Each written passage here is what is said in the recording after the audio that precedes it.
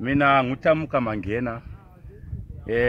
Ngimele imuli ka the late Nefati Mangena oliqhawe walala lapha ngeminyaka 2006. Ubaba uMangena ngubaba owasebenzela kakhulu imuli lelizwe lonke at large. Sitsho njalo ngoba abadala bamfaka lapha belesizathu. Umuntu wabotshwa kakhulu during the liberation struggle. Umuntu wasacrifice during the land reform. Wayenza into eziningi for empowerment yama blacks. So now siyabonga new dispensation is still continuing lo msebenzi wokunanza amaqhawe ethu. Into siyabonga kakhulu sisithi yakucontinue kunjalo kuleli lizwe.